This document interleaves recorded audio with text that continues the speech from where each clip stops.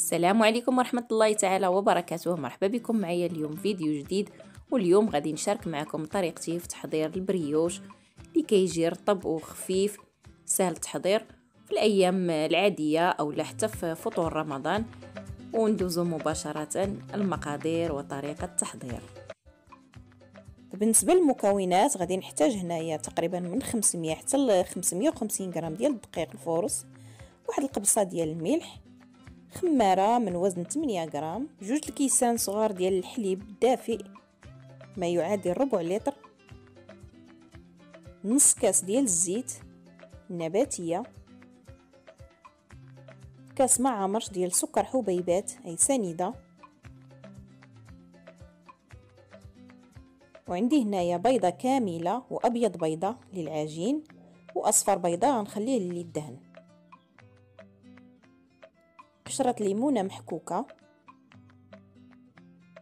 معلقة كبيرة ديال الخميرة المعجونة او الخميرة حبيبات.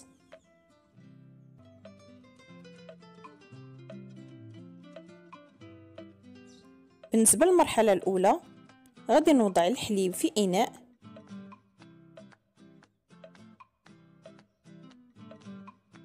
كنعاود نذكر ربع لتر ديال الحليب،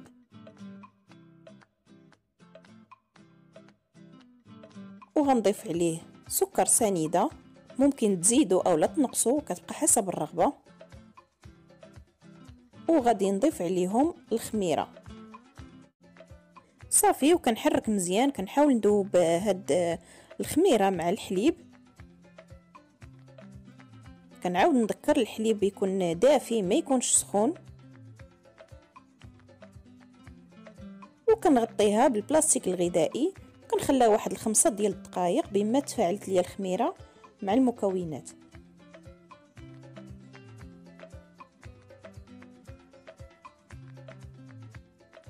بعد ما دازت 5 ديال الدقائق غادي ندوزو للمرحلة الثانية.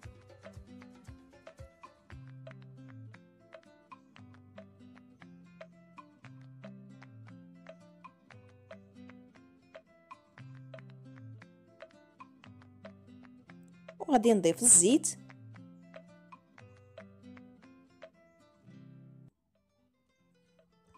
ونضيف البيض،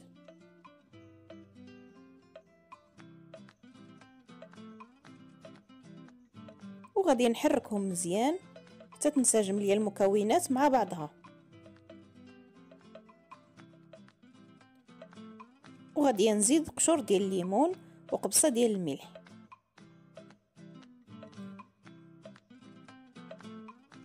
صافي ما بقى ليا غير نضيف الخميرة،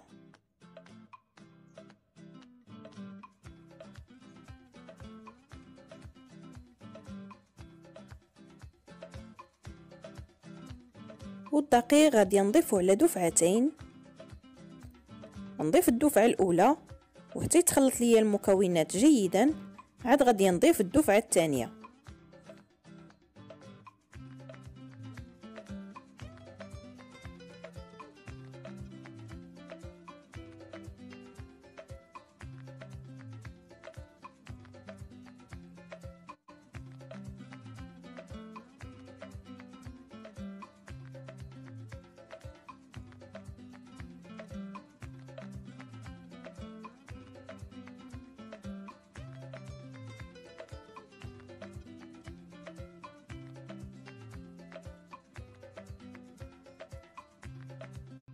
صافي وكنحاول نضربها بهذا الشكل هذا باش كتطلق ليا العجينه.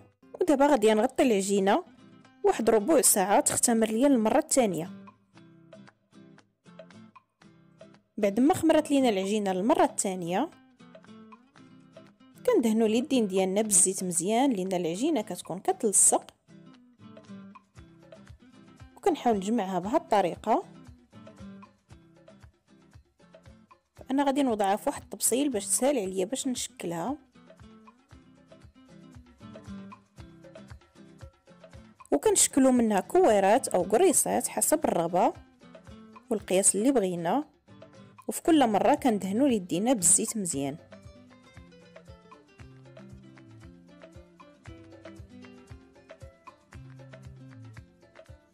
كيف ما كتلاحظوا معايا هادو هما الكريسات اللي حصلنا عليهم. كندهن يدي مزيان بالزيت وكنحاول نقرصهم غير واحد شي شويه، نهبطهم باش ما يتنفخوش بزاف ويجيونا غلاظ.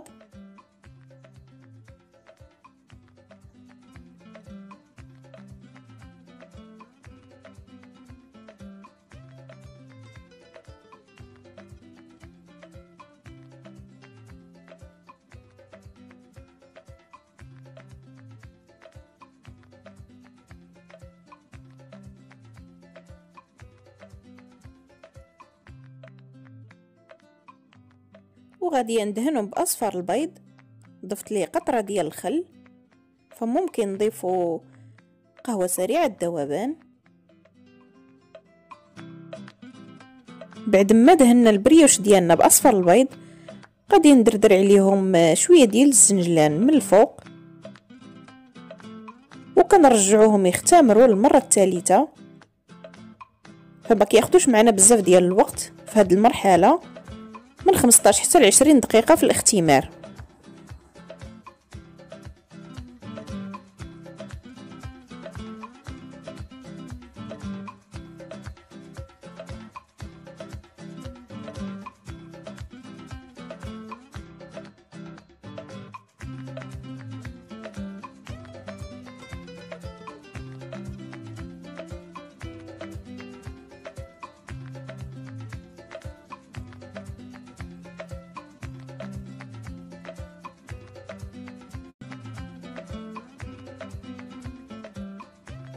هانتوما كتلاحظوا معايا بعد مرور 15 دقيقه البريوش ديالنا تنفخ مزيان وخمر. ودابا غادي ندخلو الفران على درجه حراره 180 سخنته قبل.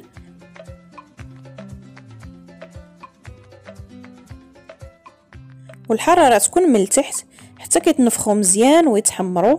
عاد كنطفيو ونشعلوا الفوق باش يتحمروا لينا من الوجه.